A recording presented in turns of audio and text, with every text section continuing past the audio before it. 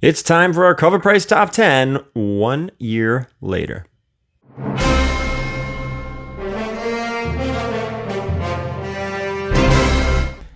All right, guys, we're going to get into this top 10 from Covrprice. Check out down below. There is a discount code. Hop on there, sign up. It is a phenomenal tool to gauge the value of your collection or books, raw, graded. Awesome tool. I use it all the time. We're going to hop right into this list. You know what to do. Subscribe, thumbs up, comment, all that, blah, blah, blah, blah, blah. We're going to start out here with number 10. This is Superman number 4. Now, this time last year, comic fans already knew that Idris Elba was playing Bloodsport, but to see him as the character on screen inspired fans to finally buy his first appearance in this issue with a high sale of $212.50 for a CGC 9.8 and raw fair market value of $24. Now, 1 year later, we know that Idris Elba wants to revisit the character. However, there are no set plans for him to do so while the raw values stay stable. 9.8s fell to $120. This is a bust on the graded side, kind of a wash on the raw side. We'll see if James Gunn himself does something with Idris Elba. Maybe it's an HBO Max show. I mean, we saw Peacemaker. That was outstanding. Maybe he starts plucking characters from his Suicide Squad for HBO Max. Who knows? Let's go down to number 9. This is Harley Quinn number 1, the Yoshitaka Amano Lunar Thank You variant. That's a mouthful and definitely pronounced wrong. With Lunar handling DC's comic book distribution, the company sent their own retailer thank you variant to show their appreciation to retailers taking on the challenge of this new transition. This cover did surprisingly well, with a high sale of $250 for a raw copy, $365 for a CGC 9.8. 1 year later, this thank you didn't hold, and the values have dropped to $100 raw and $180 for a 9.8. This is a bust, and the variant game's tough, man. Sometimes you hit home runs, and sometimes you strike out, and as long as you didn't buy at the cap, the peak, the top, you're fine. Don't worry about it. I always do like these retailer variants, though. I think they're pretty cool, especially these like special, very limited ones. Just me personally. Let's go down to number 8. This is X-Men number 4. Now, my, we have talked about this book. Remember when Omega Red was rumored to appear in episode 3 of The Falcon and the Winter Soldier and also in the Black Widow film?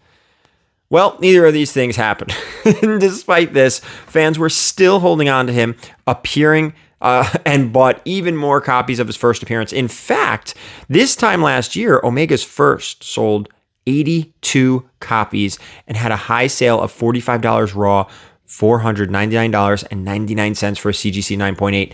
Now, 1 year later, we've all come to the understanding that, along with Mephisto, he's become a bit of a speculation joke. The raw value fell to $23, with 9/8 dropping to $213. This is a bust. So what do you think? Will we ever see Omega Red? And if we do, will people care anymore once we have the X-Men running around? I personally think we will see Omega Red. I also do think people will care. He's a great villain, a Jim Lee character. The thing, though, that may hold this book back is there's like a bajillion copies out there. There are a lot of copies of X-Men number 4 and a lot of copies in 9.8. I don't know the exact numbers on the census, but there are a lot. Doesn't mean it's not a bad book. It's a great book. And actually, not only does X-Men 4 have some value, 5 and 6 do as well. I believe it's because of the covers. Not the way 4 does, but there's a little bit of value there. Gotta love Jim Lee, especially on X-Men. Let's go down to number 7. This is Truth, Red, White, and Black, number 1. This 7-issue series had great early speculation, but catapulted into the spotlight with the introduction of, spoiler alert, everyone, Isaiah Bradley in the Disney Plus series Falcon and the Winter Soldier. Whew. One of 300 African-American soldiers experimented on by the U.S. Army in an attempt to create super soldiers. As soon as this lesser-known super soldier officially hit the TV screen 1 year ago, sales of issues in this series, including complete sets, were flying off the eBay shelves. It moved raw copies at a fair market value of $60 with a high sale of $900 for a CGC 9.8. Now, 1 year later, the market has moved on. The raw values have fallen to a fair market value of $23 with 9.8s at $235. This is a bust. However, is Isaiah truly going to take the mantle of Patriot? Then Isaiah's appearance and backstory could easily fit in. Yeah, I think this book is starting to become undervalued again. Like almost, I don't know if I would consider this a post-hype sleeper because we already had the hype and it was real and legitimate and we had this character on screen. But there may be a little bit of value here. I could see it creeping back up as the Young Avengers start becoming the Young Avengers and some of these characters start really showing themselves. There could be something here. There could be. Don't run out and buy it because I said that. Don't do that. Do your own due diligence. Do your own homework. But there could be. Let's go down to number 6. How about the Ultimates? Number 1. This book has a lot going for it. First off, it's the first Ultimate Team appearance of Captain Marvel, Black Panther, America Chavez, Spectrum, and a rare appearance of Blue Marvel. Yet, this is trending specifically for the brief appearance of Io from the Black Panther films in episode 3 of Falcon and the Winter Soldier. Her first appearance in this issue is moving, despite having appeared multiple times in the MCU before. It sold for $50 raw with a high sale of $133 for a CGC 9.8. 1 year later, people have forgotten Io a little. Her key issue has fallen to $20 raw, $106 in a 9.8. It is bust, but however, she'll most likely have a prominent role in Black Panther 2, so this could be seeing a bump in the near future. I totally agree with that. Now, it's not going to be like a $500 book, guys. It's still going to just, we probably saw its peak, right? Let me just see. What were those numbers? $133 and a 9.8. That was probably the peak. It floating around that $100 to $105, $106 range. There's not a huge jump up. You almost want to buy it for $20 and hope to move it for $50 and not even worry about the 9.8s. Just stick to the raws if you're looking to make money on this book. If you have it, hey, keep it in the collection and don't worry about it. Chances are you didn't pay $50 for it. And if you did, I would suggest holding it until the peak, the height comes again, and then move it. And then buy it back cheaper when it starts coming back down. Let's go to number 5. I love this book. Thundercats number 1. 1 year ago, Deadline reported that Godzilla vs. Kong director Adam Wingard to helm Thundercats movie for Warner Brothers. While nostalgia had already taken their first appearance to new heights, this news set sales on fire with raws trending at a fair market value of $200. Check this out, guys. High sale of almost $1,600 for a CGC 9.8. 1 year later, we haven't received any new or notable updates. Hence, prices have fallen to $95 raw, $945 for 9.8. Still expensive. While this is a bust, this might be a great time to buy. It's going to take time to develop a big project like this. However, once it does, watch out. We've probably seen the peak. That's probably as high as it'll go. $1,600 and a 9.8. I don't know if it'll ever see 2,000. Now, every time I say that, something happens and it does go above and beyond what I expect. But with that being said, we're down now. This is a post-hype sleeper. This is a post-hype sleeper book. We heard the news. Nothing was official on screen. No characters, no casting, nothing. And now the book has come down. Post-hype sleeper, but totally room to grow. I agree with that 100%. Let's go down to number 4. This is Thundercats number 0 from Wildstorm. Again, with the Thundercats getting a film, books like this Campbell cover are an easier book to find and much cheaper alternative than their first appearance we just showcased. This 0 issue trended at a fair market value of $10 with a high sale of $179.99 for CGC 9.8. Now, 1 year later, folks let this comic fall back into back issue bins with its $7 raw, $38 for a 9.8. Total bust, but a great Campbell cover. And again, guys, the same theory works with this book. We saw the height, right? We may get to those numbers again when Thundercat movie news starts coming out. So $38 right now for a 9.8 when it was selling at $180 seems like an opportunity to make a little money here. You just have to be patient. That's what that is. Let's go to number 3. Before we do, I want to remind everyone that I am selling on Whatnot every Friday in April and probably Fridays moving forward. If you're watching this video the day it is released, tonight we are doing Funko Pops. Next week, we are doing Ryan Brown back in the house, doing sketches, original artwork. You guys request it. He's going to draw it. After that, Davis Ryder in the house on Whatnot, doing a huge Spider-Man auction with an exclusive release that we'll announce then. And of course, the last Friday in April, 50 mystery boxes. Every box comes with 10 exclusive variants from Bird City Comics, as well as 2 slabs. Gonna be huge. Let's get to number 3. This is X-Men number 282.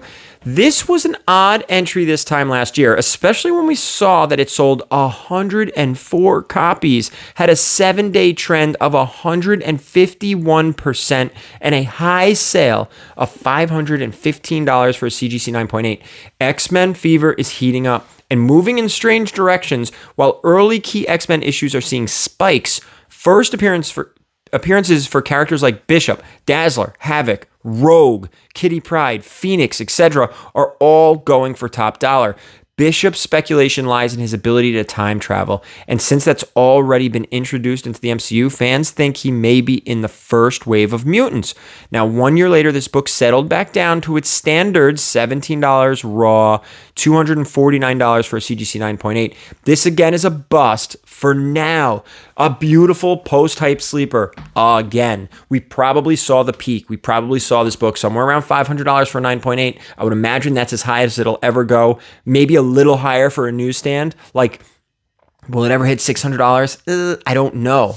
It's another one of those books that there's a lot out there. But for some reason, very bad luck with this book. I have submitted quite a few and never received a 9.8. I don't know if there's something wrong with the book or just my bad luck, my bad eyes. I don't know. But maybe another opportunity here to make money. Maybe sit on it. Maybe the price comes down some more. But Bishop, I mean, you got to have Bishop. Maybe not in the first wave, but right? Maybe a second wave of mutants we get Bishop. I don't know. Great character, so we'll see. Let's go to number 2. This is Strange Tales number 179, featuring Warlock. 1 year ago, this book was definitely trending thanks to the rumors that Pip the Troll would appear in Eternals along with Star Fox.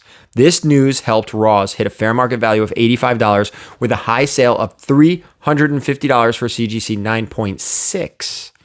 1 year later, we know now that this did happen, voiced by Patton Oswalt. 1 year later, raw values have held at $80, yet 9.8 surged forward to its current $700. 9.6 fair market value. That was 9.6s at $700. 9.8s are trending at $1,100.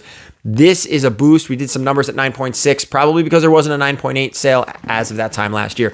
So we know Pip the Troll's here as Star Fox. We know both of them are coming. We've seen them in Eternals. Spoiler alert. The movie's been out now for like 6 months, so that one's on you guys. I apologize. There could be some... this is one of those books. I don't know how much higher can this book really go. The character's out. We haven't really seen him fleshed out yet. We saw him really quickly in an end credit scene, but he's probably going to be relevant, especially in the cosmic universe with the Eternals, with Star Fox. We'll see. I'm excited for all the cosmic stuff from the MCU. Very excited. We're getting down to number 1, guys, and I want to remind you, check the link down below. Sign up for Covrprice. Use the discount code. Get your discount. Use the website. Phenomenal. Catalog your collection. Watch the prices. Watch the market as it changes day to day. Let's go down to number 1, guys. Shadecraft, number 1. This time last year, it was announced that Netflix picked up Shadecraft from Lucifer's showrunner Joe Henderson. Since this news hit pre-release, it immediately had a spotlight on it. Typically, these preheaters can arrive DOA. However, this new release bucked that trend and sold 78 copies with a high raw sale of $18 for a raw. Now, 2 months later, it hit a new high at $75 for a 9.8. 1 year later, we've heard that Netflix has passed on the project. While this news isn't public, it has naturally dropped with no new news to a $5 raw, $30 for 9.8. This is a bust and probably a story all too familiar. I feel like these companies run out to grab the next hot thing and eventually pass. So I don't know if this book's ever going to pop again. If, maybe keep an ear out. Maybe there'll be rumors someday of another company or, somebody else wanting to develop this. Who knows? Let's run some numbers here, guys. Let's talk numbers here. Now, despite some big and popular books on the list, there were all busts across the board, except Pip the Troll. Now, we don't need to add this one up, as there were some big drops in value in this one. There are some great books to pick up here during their lull. Now, make sure you check out covrprice.com and see what's on their top 10 and various trending movers and shakers list. Come back next show. Let's see how these books did 3 years later. That's right. We're going back a little further in time for the next show. Let's see how these books fared. Thank you guys so much for watching. Hit that thumbs up on the way out. Leave a comment. And as always, keep it comics.